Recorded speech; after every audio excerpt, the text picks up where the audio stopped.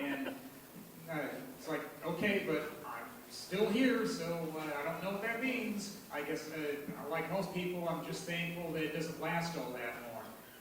When I went to get groceries at Aldi this weekend, somebody was over by the carts when I returned the cart, and they said something about a cheeseburger, and it's like, well, when it's this cold, I care more about having a place to go than a place to eat. Priorities, people! Ugh. Well, yeah, there were other things, other reasons that I had to get out and about this weekend. There was,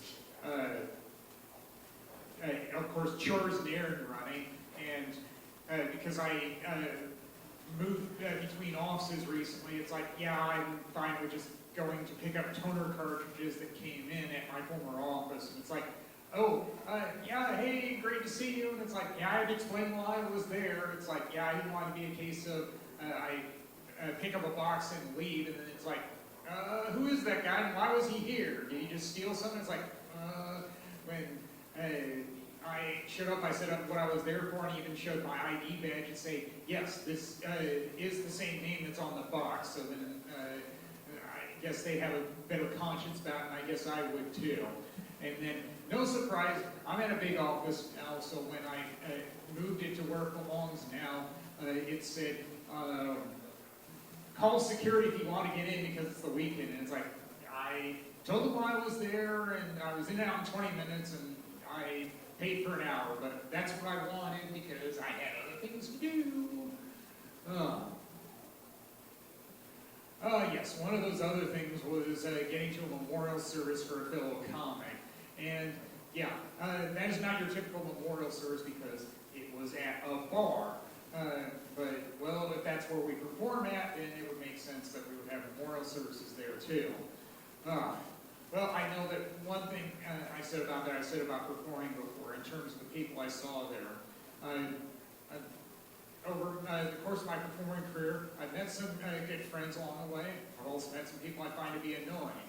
And once I said that to a non-comic, he said, I think that's called life. Yeah, true that.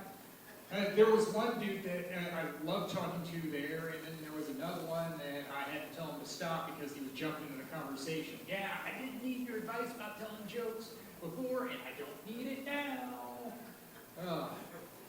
There was one dude there with a guitar when I arrived. I pointed it out to somebody. I said, is that Don Shelby, the WCCO news anchor, former anchor? And it's like, well, it looked like him from the side, but no, it wasn't.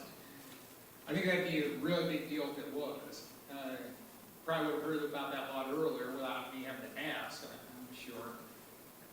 He probably would have been on the poster, too. Well, also I'm out and about, like going to get groceries at Hy-Vee. I have to drive there, and that means I have my car radio on. And sometimes I hear some good music along the way.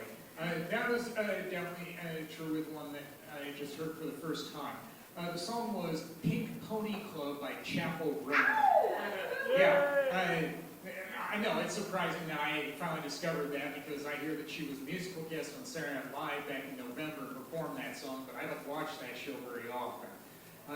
That's a story better left for another time. But some of the lines that I could really relate to, that part about it's where I belong, because I know with performing, that's how I feel too, about in performing and being on stage where I just feel more comfortable. And then also the parts about leaving behind family and moving out of state, I found that to be relatable too. And when I watched the video, because I found it on YouTube, it's like, well, I'm sure that the original intended meaning was something different, because you see her dancing and then accepting dollar bills, and then I did read a little more about the inspiration for the song, where it was a gay bar in West Hollywood, also a strip club in her native Springfield, Missouri. And it's like, well, there was one time I danced for tips at a comedy show, and I know that comics have told that joke before about comics. Are we that much different from strippers? In some cases, sadly, no!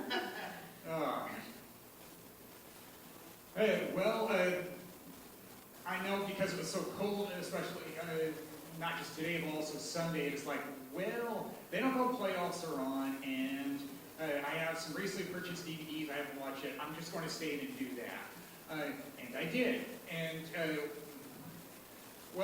actually, one of them I had to watch, I've had for a while because it was Major League, and Bob Uecker just passed, and he was the broadcaster in it. And I love baseball, and I know that Ski has called me Mr. Baseball before, and it's like, no, sorry, that's the late Bob Uecker.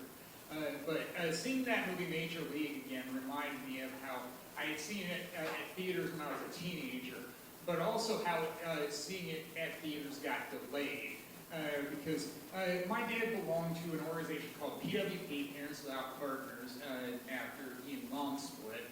And I said it should be called DDP, Desperate Divorce Appeal, because some of the ladies he met from there weren't that great. Like, one lady, she had a kid that was younger than me, and then we met them in another town, and all the kid wanted to do was mope around saying, I don't want to do this, I don't want to do that. He just didn't want to do anything. And one of the suggestions my dad had was, do you want to see the movie Major League? And it's like, great. The adults let the bratty little 11-year-old kid run the show. It reminds me of another movie that I saw with my dad, which was Goldie Hawn and Deceived, where she takes a teddy bear away from a kid, saying, for God's sakes, who's in charge here?